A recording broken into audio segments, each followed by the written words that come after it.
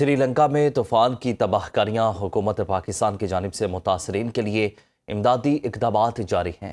وزیر اعظم کی خصوصی ہدایت پر این ڈی ایم اے 200 ٹن امدادی سامان بذریعہ بحری جہاز سری لنکا روانہ کر رہا ہے۔ بھارتی ہوائی حدود کے استعمال پر پابندی کے باعث این ڈی ایم اے نے پاکستان کی جانب سے امدادی سامان بذریعہ بحری جہاز روانہ کرنے کے لیے خصوصی اقدامات کیے ہیں۔ بھارت کے غیر ذمہ دارانہ رویے کی وجہ سے پاکستان کی جانب سے سمندری راستے سے بھجوائے گئے سامان کو پہنچنے میں تقریباً 8 دن لگیں گے۔ وزیر اعظم شہباز شریف کی زیر صدارت معاشی اصلاحات پر اجلاس ہوا۔ وزیر اعظم نے کہا کہ برآمدات میں اضافے پر مبنی معاشی ترقی کے لیے عملی اقدامات اٹھا رہے ہیں۔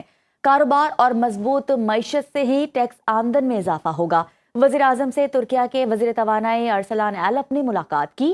شہباز شریف نے دو طرفہ تعلقات کی مثبت رفتار پر اطمینان کا اظہار کیا۔ ترکیہ کے ساتھ مختلف شعبوں میں تعاون کو فروغ دینے کے عزم کا اظہار کیا۔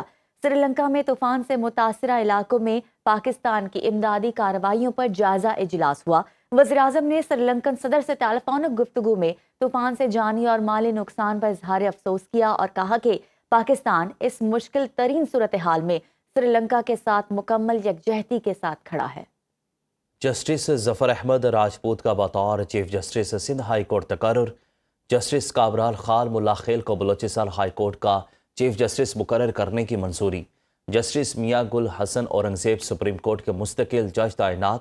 چیف جسٹس پاکستان یحییٰ افریدی کی زیر صدارت جوڈیشل کمیشن اجلاس میں اہم فیصلے کیے گئے۔ سپریم کورٹ قواعد میں ترمیم کا مسودہ تیار کرنے کے لیے کمیٹی تشکیل دے دی گئی۔ عامر بلوچ کی رپورٹ دیکھیے۔ Chief justice of Pakistan justice Yahya Afridi کی زیر صدارت جوڈیشل کمیشن کا اہم اجلاس۔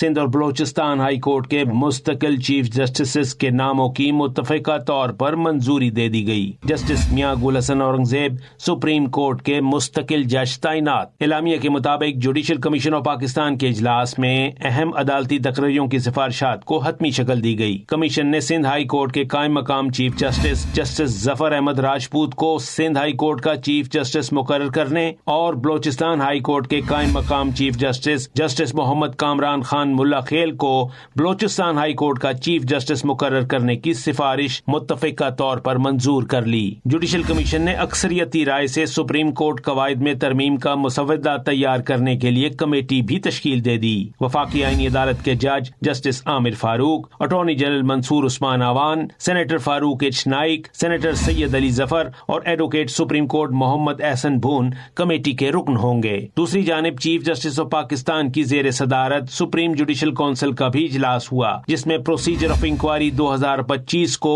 عبوری طور پر اتفاق رائے سے منظور کر لیا گیا۔ اجلاس میں قواعد سازی کے لیے کمیٹی بھی تشکیل دی گئی۔ جسٹس جمال خان مندوخیل، جسٹس عالیہ نیلم اور جسٹس حسن اظہر رضوی اس کمیٹی کا حصہ ہوں گے۔ سری لنکا میں طوفان کی تباہ کاریاں حکومت پاکستان کی جانب سے متاثرین کے لیے امدادی اقدامات جاری ہیں۔ وزیر اعظم کی خصوصی ہدایت پر این ڈی ایم اے 200 ٹن امدادی سامان بذریعہ بحری جہاز سری لنکا روانہ کر رہا ہے۔ بھارتی ہوائی حدود کے استعمال پر پابندی کے باعث این ڈی ایم اے نے پاکستان کی جانب سے امدادی سامان بذریعہ بحری جہاز روانہ کرنے کے لیے خصوصی اقدامات کیے ہیں۔ بھارت کے غیر ذمہ دارانہ رویے کی وجہ سے پاکستان کی جانب سے سمندری راستے سے بھجوائے گئے سامان کو پہنچنے میں تقریباً 8 دن لگیں گے۔